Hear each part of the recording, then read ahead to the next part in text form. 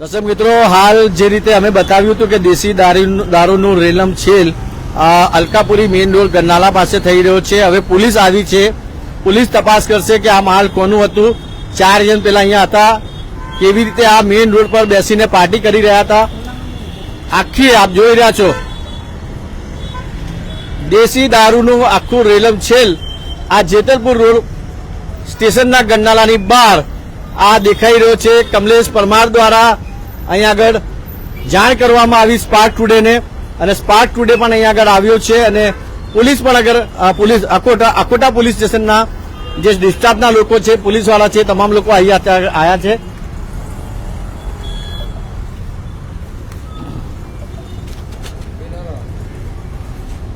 કઈ છે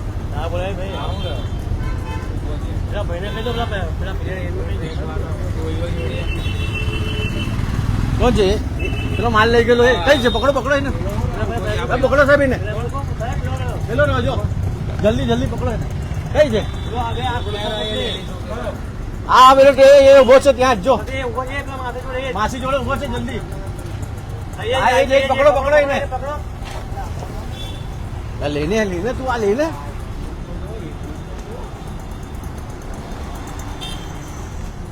પેલો માસી જોડે જાય છે જો.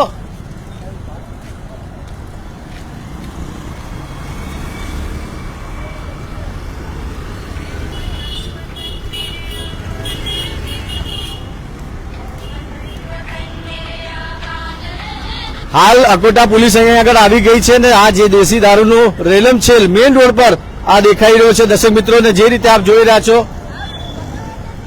હવે પોલીસ પણ અહીંયા આગળ આવી છે. પોલીસની ગાડી પર આપ જોઈ શકો છો, કેમ કે ગુજરાતના મુખ્યમંત્રી પણ સર્કિટ હાઉસ ખાતે આવવાના છે. અકોટા પોલીસ હવે અહીંયા આગળ પહોંચી છે, આપ જોઈ રહ્યા છો.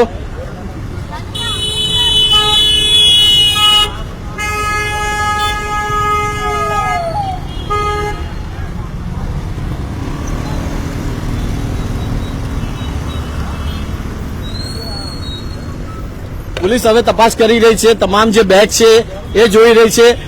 સ્પાર્ક ટુડે ન્યૂઝ દ્વારા આ ખુલાસો કરવામાં આવ્યો છે. દેશી દારૂનું જે રેલમ છેલ અલકાપુરી મેઇન રોડ સર્કિટ હાઉસની સામે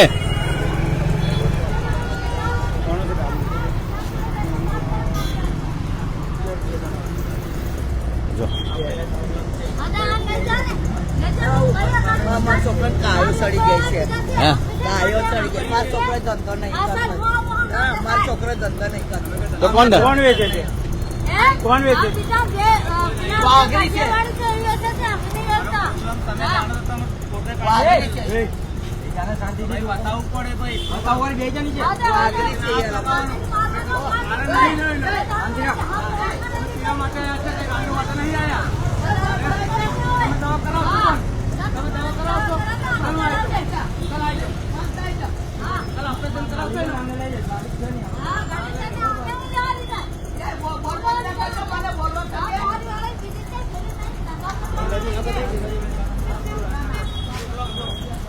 કમલેશભાઈ, હાલ હવે તમે જોયું કે અત્યારે સ્પાર્ક ટુડે ન્યૂઝ અને તમારી મુહિમ થોડી કામ લાગી છે અને પોલીસ અહીંયા આગળ આવી છે. હવે ચોક્કસથી જે વડોદરા શહેરમાં જે પણ જવાબદાર વ્યક્તિ જે કહેવાય છે કે પોલીસ હાલમાં તો આવી પહોંચી છે, પરંતુ હવે આમના ઉપર શું કાયદાકીય કાર્યવાહી થાય છે આ સમજ પડશે. કારણ કે હાલમાં તો પોલીસ આવી છે, અમે તમામ રીતની જે કહેવાય છે કે અહીંયા આગળ જે ખેલો પણ હાલમાં પણ પકડ્યો છે. એટલે કહેવાનો મતલબ કે વડોદરા શહેરની અંદર ખુલ્લેઆમ આ રીતનો દારૂ વેચાતો હોય તો જયારે સામાજિક કાર્યકરો હોય, જાગૃત નાગરિક હોય, મીડિયાના માધ્યમથી જયારે દારૂ પકડવામાં આવતો હોય તો પોલીસ શું કરી રહી છે? એટલે પોલીસ તમામ રીતે નિષ્ફળ સાબિત થઈ છે. આ સ્પષ્ટપણે એક ચોક્કસ ઉત્તમ ઉદાહરણ જોવા મળ્યું છે.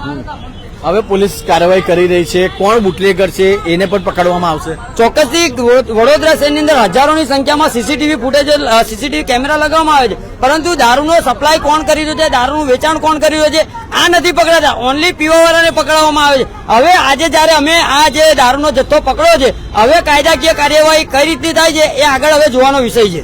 કાયદેસર કાર્યવાહીની માંગ હાલ અત્યારે જે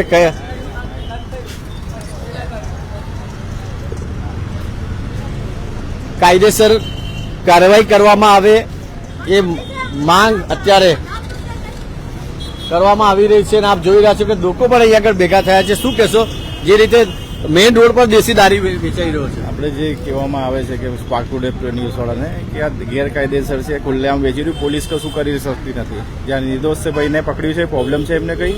પ્લસ કે આટલું બધું દારૂ જો અહીંયા ખુલ્લેઆમ અલકાપુરી સોસાયટી છે, અલકાપુરી જે મેઇન રોડ છે, સર્કિટ હાઉસ છે, એની સામે આટલું બધું દારૂ જે પકડાય છે દેશી દારૂ, એનું કોઈ કાર્યવાહી નહીં. ખુલ્લેઆમ એવું લાગે કે બજાર ચાલી રહ્યું છે.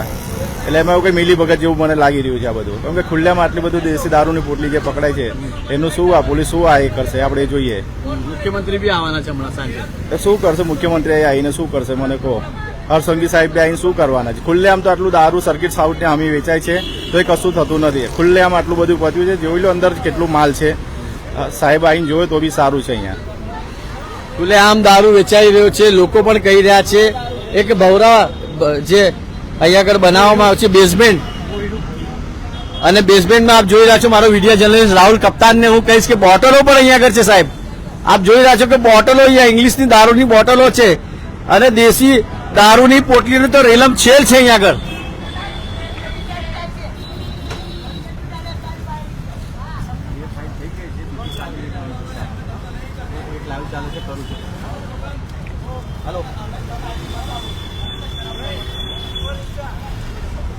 પોલીસ આવી છે. હવે પોલીસ ની ગાડી તો નથી આવી, પણ જે રીતે આપ જોઈ રહ્યા છો કે જે અહીંયા આગળ પકડાયા છે એ ભાઈને અત્યારે ઓટો રિક્ષામાં લઈ જવામાં આવશે. આ દારૂની બોટલીઓ તો લઈ લો સાહેબ, પેલી બાજુ બી છે જો લીધી. આ માલ જે મુદ્દા માલ છે એ કબજે કરવામાં આવ્યું છે.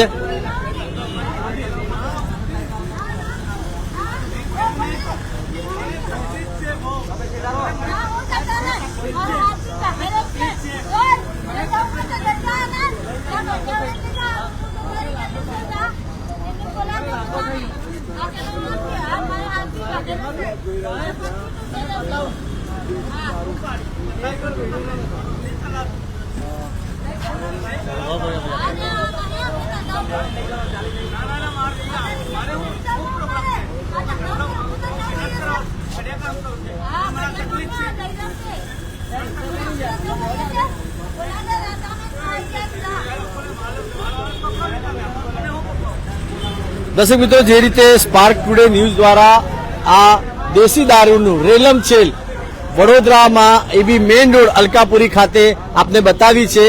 સવાલ એ છે કે આ કોણ વેચી રહ્યો છે, કોણ બુટલેગર છે. હવે આ પોલીસનું કામ છે કે એને પકડવામાં આવે, પણ આ મેઇન રોડ ઉપર દેશી દારૂ પીવામાં આવતું હતું. કમલેશ પરમારને જાણ થઈ, કમલેશ પરમારે અમને જાણ કરી અને અમે અહીંયા આગળ આપની સમક્ષ લાઈવ બતાવવામાં આવ્યું છે.